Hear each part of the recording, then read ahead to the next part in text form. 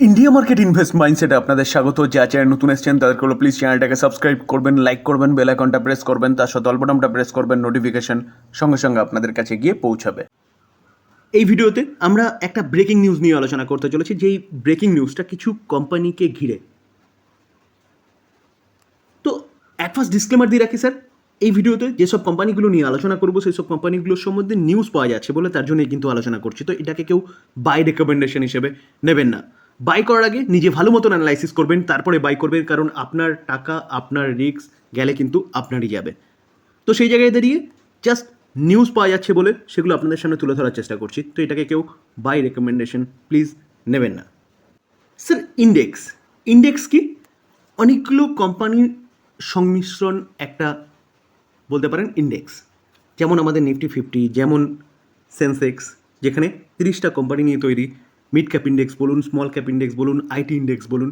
তো যে কোনো কোম্পানি কোনো একটা ইন্ডেক্সের পার্ট হওয়া মানে কিন্তু সেই কোম্পানিতে ব্যাপক ইনফ্লো আসতে পারে। কারণ বিভিন্ন ইন্ডেক্স ফান্ড রয়েছে, বিভিন্ন ইটিএফ রয়েছে, যেগুলো ইন্ডেক্স ফান্ড থেকে কিন্তু সেখানে একটা ইনফ্লো হয়। এবং তার পাশাপাশি যেসব কোম্পানিগুলো ইন্ডেক্সের পার্ট হয় সেসব কোম্পানিগুলো কিন্তু অনেকগুলো কোম্পানির মধ্যে থেকে বেছে বেছে নিয়ে ইন্ডেক্সের পার্ট করা হয়, কারণ সেসব কোম্পানিগুলো ক্রাইটেরিয়া ফুলফিল করে ইন্ডেক্সের পার্ট হওয়ার জন্য। তো অবভিয়াসলি সেসব কোম্পানিগুলোর কিন্তু গুরুত্ব বেশি থাকে। সেরকমই কিন্তু একটা ইন্ডেক্স হচ্ছে MSCI ইন্ডিয়া ইন্ডেক্স, যেখানে ভারতের ভালো ভালো কোম্পানিগুলো কিন্তু এই ইন্ডেক্সের স্থান পায়। সেটা স্মল ক্যাপ ইন্ডেক্স বলুন, বা মিড ক্যাপ ইন্ডেক্স বলুন, বা লার্জ ক্যাপ ইন্ডেক্স বলুন। তো এখন যে নিউজটা নিয়ে আলোচনা করতে চলেছি সেটা কিন্তু এই MSCI ইন্ডিয়া ইন্ডেক্সকে নিয়ে, যেখানে বেশ কিছু কোম্পানি কিন্তু এই MSCI ইন্ডেক্সের স্থান পেতে চলেছে। আর MSCI ইন্ডেক্সের গুরুত্বটা কোথায়? সারা ওয়ার্ল্ড কিন্তু এই ইন্ডেক্সটাকে ফলো করে। ইন্ডেক্সটার নাম কি? দেখুন, MSCI ফুল ফর্ম যদি বলেন তাহলে মর্গান স্ট্যানলি ক্যাপিটাল ইন্টারন্যাশনাল। তো এই মর্গান স্ট্যানলি কিন্তু এই MSCI ইন্ডিয়া ইন্ডেক্স যেটা, সেটাকে তৈরি করে এবং সারা ওয়ার্ল্ডের ইনভেস্টররা, যাদেরকে আমরা ফরেন ইনস্টিটিউশন ইনভেস্টর বলি, তারা কিন্তু এই ইন্ডেক্সটাকেই ফলো করে। তো এই ইন্ডেক্স এর কোনো কোম্পানির স্থান পাওয়া মানে সারা ওয়ার্ল্ডের কাছে কিন্তু সেই কোম্পানিগুলো পৌঁছে যাওয়া। তো ইন্ট্রোডাকশন পিরিয়ড শেষ, এবার আমরা নিউজে চলে আসি। দেখুন, MSCI ইন্ডেক্স, প্রতি কটা ইন্ডেক্স রিব্যালেন্সিং হয়। তো MSCI ইন্ডেক্সও কিন্তু সামনের দিকে রিব্যালেন্সিং হতে চলেছে। এবং এই ইন্ডেক্সকে নিয়ে খবর পাওয়া যাচ্ছে কি, সুইগি বলুন, মাঝগাঁও ডক্সি বিল্ডার্স বলুন, এই কোম্পানিগুলো সহ কিন্তু অনেকগুলো কোম্পানি এই MSCI ইন্ডেক্সে স্থান পেতে চলেছে, যেখানে এই কোম্পানিগুলোর মধ্যে কিন্তু একটা ভালো ইনফ্লো আসতে পারে। সেটা কবে থেকে? দেখুন, যা নিউজ পাওয়া যাচ্ছে সেটা হচ্ছে Swiggy, Mazagaon dock to others among like addition to ইন্ডিয়ার standard index in August rebalancing. তো আগস্টের যে রিব্যালেন্সিং হতে চলেছে সেই রিব্যালেন্সিংয়ে কিন্তু স্থান পেতে চলেছে বলতে পারেন। তো বলা হচ্ছে যে সুইগি এক্সপেক্টেড, এটা কিন্তু জাস্ট মানে ব্রোকিং হাউসের থেকে পাওয়া নিউজ, যেখানে এই সুইগি হয়তো এই MSCI ইন্ডেক্সে স্থান পেতে পারে আগস্টের রিব্যালেন্সিংয়ে। সেখানে বলা হচ্ছে যদি স্থান পায় তাহলে কিন্তু এই কোম্পানির মধ্যে একটা ব্যাপক ইনফ্লো ঘটবে। কত? $385 মিলিয়ন। তার পাশাপাশি মাঝগাঁও ডক্সি বিল্ডার্স লিমিটেড কোম্পানিটা কাজ কী করে? কোম্পানিটা ডিফেন্স সেগমেন্টের বলতে পারেন ওয়ারশিপ তৈরি করে। তো এই কোম্পানিটা শুধু ওয়ারশিপ নয়, তার সাথে সাবমেরিনও তৈরি করে। তো ডিফেন্সে, বিশেষ করে নেভিতে ব্যাপক একটা যোগদান কিন্তু এই কোম্পানিটার রয়েছে। তো এই কোম্পানিটাও যদি স্থান পায় MSCI ইন্ডেক্সে, তাহলে কিন্তু দেখুন MSCI ইন্ডিয়া স্ট্যান্ডার্ড ইন্ডেক্স, তাহলে বলছে এই কোম্পানির মধ্যে একটা ভালো ইনফ্লো ঘটতে পারে। কত? $187 মিলিয়ন। আর প্রথমে যে কোম্পানিটার কথা বলছিলাম সুইগি, তো কোম্পানিটা কাজ কী করে আমরা সবাই জানি, যে কোম্পানিটা কুইক কমার্স এবং ই কমার্সে ব্যাপক যোগদান রয়েছে এবং এগ্রেসিভলি কিন্তু কাজ করছে। যদিও বা কোম্পানি এখনও প্রফিটের স্বাদ পায়নি, কারণ এই কোম্পানিগুলো এখনও মার্কেটকে ক্যাপচার করার ধান্দায় রয়েছে। যত মার্কেট ক্যাপচার করবে তত কিন্তু মার্কেট আয়ত্তে আসবে এইসব কোম্পানিগুলো। সুইগি, জোম্যাটো, যদিও জোম্যাটো এখন প্রফিটেবিলিটির ওপর জোর দিচ্ছে এবং কোম্পানি কিন্তু ভালো প্রফিট জেনারেট করছে, তো সুইগিও কিন্তু ভবিষ্যতে ভালো করতে পারে। কারণ এই কোম্পানিগুলো ঘরে বসে আপনাকে সব কিছু, ফুড থেকে শুরু করে গ্রোসারি থেকে শুরু করে সব কিছু কিন্তু আপনাকে ডেলিভার করছে। তো ফিউচার ওরিয়েন্টেড বিজনেস কোম্পানির বলতে পারেন। এই যে নিউজটা নিয়ে আলোচনা করছি সেটা কোথা থেকে পাওয়া যাচ্ছে? এটা ব্রোকিং হাউস JM ফাইন্যান্সিয়াল।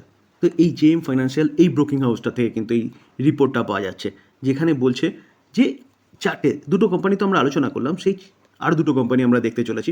তো এই চারটে কোম্পানি থেকে টোটাল 850 মিলিয়নের একটা প্যাসিভ ইনফ্লো কোম্পানিগুলোর মধ্যে ঢুকবে।